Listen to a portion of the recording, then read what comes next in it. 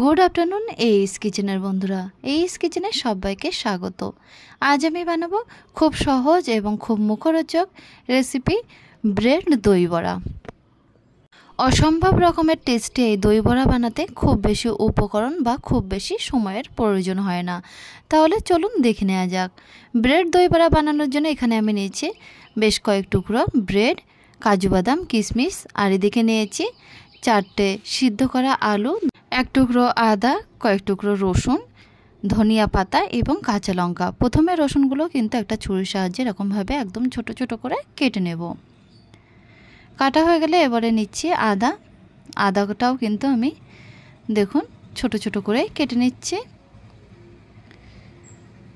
আদা কাটা হয়ে গেছে। এরপরে নেব কাঁচা লঙ্কা, 3 থেকে 4টে কাঁচা লঙ্কা নিয়েছি। কাঁচা লঙ্কাগুলোও কিন্তু একইভাবে ছোট করে কেটে নিতে হবে। ধনিয়া পাতাগুলো কুচিয়ে নিচ্ছি। সমস্ত ভেজিটেবল কাটা হয়ে গেলে কাজু বাদামগুলোও কিন্তু কেটে নিচ্ছি। তারপরে দেখুন সিদ্ধ করা আলুগুলো হাত দিয়ে এরকমভাবে ম্যাশ করে নেব। তারপর মিডিয়াম ফ্লেমে একটি ফ্রাই প্যান বসিয়ে ফ্রাই প্যানের মধ্যে বড় 1 চামচ সাদা তেল দিয়ে দেবো। তেলটা গরম হয়ে গেলে দিয়ে দিচ্ছি 1 চামচ গোটা জিরে। তারপরে তেলের মধ্যে দিয়ে দিচ্ছি একদম ছোট ছোট করে কেটে রাখা রসুন,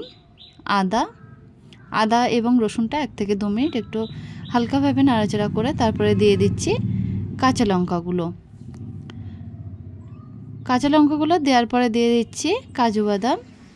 এগুলো কিন্তু 1 থেকে 2 মিনিট একটু হালকা করে ফ্রাই করে নেব। তারপরে দিয়ে দিচ্ছি ছোট 1 চামচ লবণ, 1 চামচ কাশ্মীরি লঙ্কার পাউডার, 1/2 চামচ গোলমরিচের পাউডার এবং দিয়ে দিচ্ছি 1 চামচ হলুদের পাউডার। মশলাগুলো দেওয়ার সময় অবশ্যই গ্যাসের ফ্লেমটা একদম লোতে রাখতে হবে, মশলাগুলো যাতে পুড়ে না যায় সেজন্য গ্যাসের ফ্লেম একদম লোতে রেখে দিয়ে তারপরে দিয়ে দিচ্ছি কিশমিশ। এরপরে ম্যাশ করা আলুগুলো কিন্তু দিয়ে দেবো। দিয়ে লো টু মিডিয়াম ফ্লেমে রেখে মশলার সাথে আলুগুলো বেশ ভালোভাবে মেখে নেব। মাখা হয়ে গেলে গ্যাসের ফ্লেমটা অফ করে দিয়ে তারপরে দিয়ে দিচ্ছি ধনিয়া পাতাটাও কিন্তু বেশ ভালোভাবে মিক্স করে নেব। দই বড়ার স্টাফিংটা রেডি হয়ে গেছে। এবার ব্রেডগুলো দেখুন এরকম সাইডগুলো কেটে নিচ্ছি। প্রত্যেকটা ব্রেডের সাইডগুলো কেটে নেব। কাটা হয়ে গেলে ব্রেডগুলো একটা বেলনার সাহায্যে একটু চেপে চেপে বেলে নেব। এইভাবে চেপে চেপে বেলে নেব। 3 থেকে 4টে স্লাইস ব্রেড আমি নিয়েছিলাম। এখন দেখুন ব্রেডের উপর হালকা করে জল ছিটিয়ে দেব।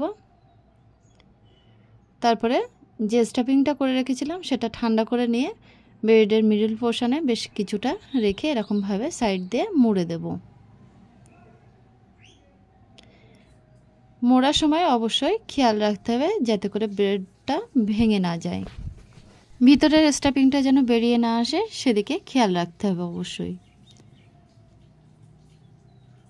হালকা হাতে একটু চেপে নেব। এইভাবে একটা ব্রেড দই বড়া তৈরি হয়ে গেছে। আমি আবারও একটা ব্রেড দই বড়া তৈরি করে নেব। দেখুন আরেকটা ব্রেডের উপরে বেশ কিছুটা জল ছিটিয়ে নেব, নিয়ে তার মিডল পোর্শনে কিছুটা স্টাফিং রেখে এরকমভাবে চারিদিক থেকে মুড়ে দেব। মোড়াটা অবশ্যই ভালোভাবে মুড়ে নিতে হবে যাতে করে ভিতরের স্টাফিংটা যেন বেরিয়ে না আসে। দেখুন ভালোভাবে মুড়ে দিয়েছি। এবার হালকা হাতে একটু হালকা করে চেপে নেব। তারপরে এগুলো ফ্রাই করার জন্য মিডিয়াম ফ্লেমে একটি কড়া বসিয়ে কড়ার মধ্যে বেশ কিছুটা সাদা তেল দিয়ে দেব। তেলটা গরম হয়ে গেলে একে একে ব্রেড দই বড়াগুলো দিয়ে দিচ্ছি। ব্রেড দই বড়াগুলো দিয়ে দেখুন একটা সাইড এরকমভাবে যখন ফ্রাই হয়ে আসবে তখন অপর সাইডটা উল্টিয়ে দিয়ে কিন্তু ব্রাউন কালার করে গোল্ডেন ব্রাউন কালার করে ফ্রাই করে নিতে হবে। গ্যাসের ফ্লেম অবশ্যই মিডিয়াম ফ্লেমে রাখতে হবে। দই বড়াগুলো ফ্রাই করা হয়ে গেছে। এবার তেল থেকে তেল ঝরিয়ে তুলে নিচ্ছি। এখন ফাইনালি দই বড়াগুলো তৈরি করে নেব। তার জন্য নিয়েছি 1 বাটি তেঁতুলের সস এবং 1 বাটি দইয়ের সস, আর নিয়েছি 1 বাটি গ্রিন চাটনি। প্রথমে একটা প্লেটের মধ্যে 1 থেকে 2 চামচ দইয়ের সসটা দিয়ে দিচ্ছি। এই দইয়ের সসটা আমি বানিয়েছি টক দইয়ের সাথে অল্প একটু গোলমরিচ সেন্ট হওয়ার জন্য কাগজি লেবু দিয়ে দিয়েছি, আর দিয়েছি স্বাদ মতো বিট লবণ। প্রথমে দই সসটা দিয়ে তারপরে একে একে দই বড়াগুলো দিয়ে দিচ্ছি। দেওয়ার পরে তার উপরে দিয়ে দিচ্ছি আর 1 থেকে 2 চামচ দইয়ের সস।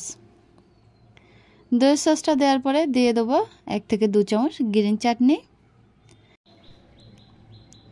তারপরে দিয়ে দেবো তেঁতুলের চাটনি,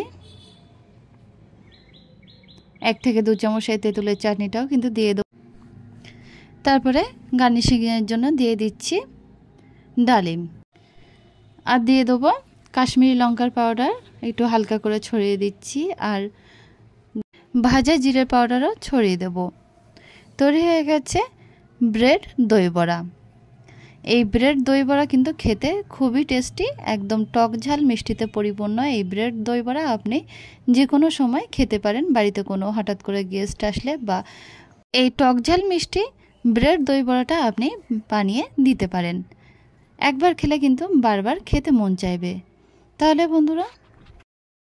তাহলে বন্ধুরা আমার এই রেসিপিটা যদি ভালো লেগে থাকে তাহলে অবশ্যই আমাকে কমেন্ট করে জানাবেন। আর আমাদের চ্যানেলটা যদি এখনও পর্যন্ত সাবস্ক্রাইব করা না হয়ে থাকে তাহলে সাবস্ক্রাইব করার জন্য অনুরোধ থাকলো।